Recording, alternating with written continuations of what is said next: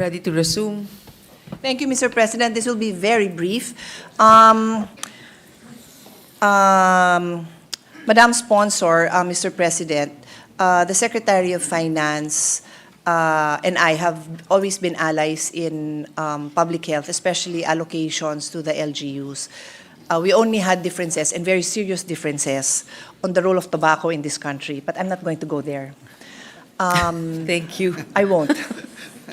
Maraming guilty dito at mga. But I wanted, and by the way, the Supreme Court has ruled with finality and finality and finality again that tobaccos are health products, which should be regulated by the FDI. FYI, Mr. Secretary. Okay.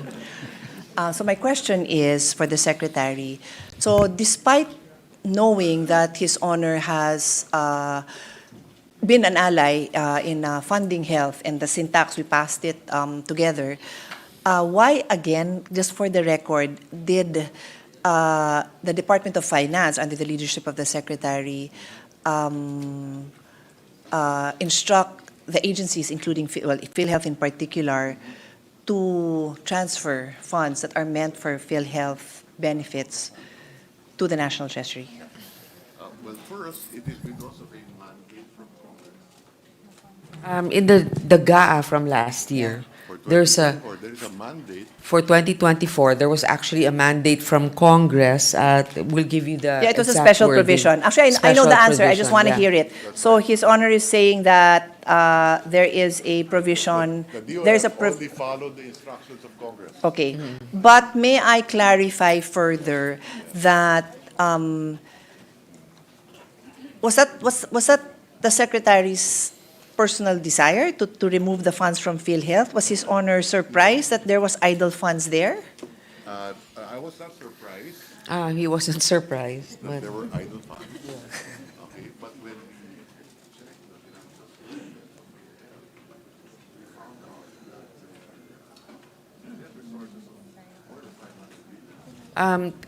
by doing an audit of the PhilHealth, there's about 500 billion excess income of PhilHealth. I mean, Reserve funds. reserve funds that they haven't utilized. Okay. Now, it's not even earning what is considered a respectable Reasonable. amount because it's not even within what do you call it? Sorry, it's the lateness of the hour. It's okay. Within the what do you call this? The inflation. Yeah. To beat it's earning, inflation. It's earning lower It's- than the inflation rate. Exactly. So, so they decided instead of borrowing money, because actually during the pandemic, PhilHealth didn't cover a lot of, like for example, some of the unprogrammed funds that were funded through the PhilHealth supplementary budget was for health workers. Yeah, this is the predicament. That's the predicament. One, we just came out of a pandemic. There was, we just came out of a pandemic. Okay, when the president, June 1, natatapos lang ng pandemic. In fact, hindi pa tapos, di ba? June 1, no? Okay. June 1 of 2022. 22, right? Okay. Naturally, we look at all available resources and programs. So all available resources are evaluated. Understand? Yeah. And Congress saw it fit to take a look at GOCCs, And including PhilHealth, PGIC, among others. yeah. And found out that you have 500 billion in excess resources. So yes. So basically, when they found out there was an in excess of resources which wasn't being utilized, and remember that PhilHealth has more than enough to cover all of their beneficiaries for years, even if by taking out that amount, that initial amount of 60. 90 billion, they still have, but the initial na tinanggal, magkano na? 60 billion pa lang yung natatanggal. Meron pa silang reserve fund na 500. The reserve fund of PhilHealth, if we compute it properly, should only be 280. Because of the contribution lang yung... Wala pa tayo. The reserve fund should only be 280 based on their spending. But they haven't been spending.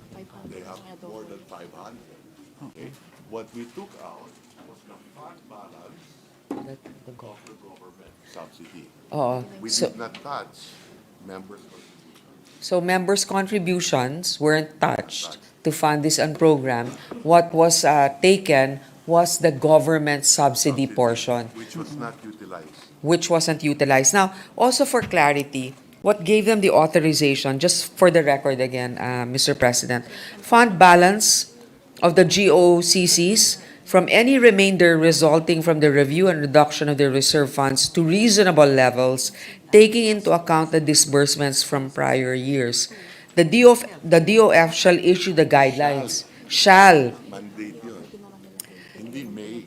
shall issue the guidelines to implement this provision within 15 days from the effectivity of this act. So, it's not on a whim. This was actually stated in the GAA. Now, of course, we go back to the Now, The- one point lang. Because of the pandemic, the government borrowed 7 trillion. because of the pandemic, the government borrowed 7 trillion. And that's why our debt ballooned to 13 trillion in 2022. That's why our debt ballooned to 15 trillion, 13 13 trillion in 2022. Imagine, PhilHealth did not spend a single centavo during the pandemic. PhilHealth did not spend during the pandemic, Okay. Not even one vaccine. not even a vaccine. No, but it's not PhilHealth's mandate to pay for the vaccines. It's The DOH. reserve fund. It's if you DOH. want our debate, the reserve fund of PhilHealth is exactly for the purpose of a pandemic. The reserve That's why fund. we have a reserve fund.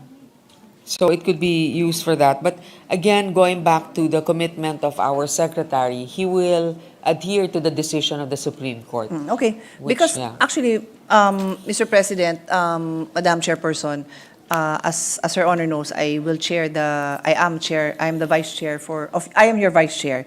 So it is not my desire to pose questions, but when I chair the budget of, when I defend the budget of health next week, both DOH and PhilHealth, I will not be able to answer the questions without DOF's presence. So may I ask the Secretary to be sure that you have at least a USEC here who can answer all those questions, because we have colleagues who will be asking questions about those PhilHealth funds. I'd like to end on this note. DOF Secretary is a member of the board of PhilHealth.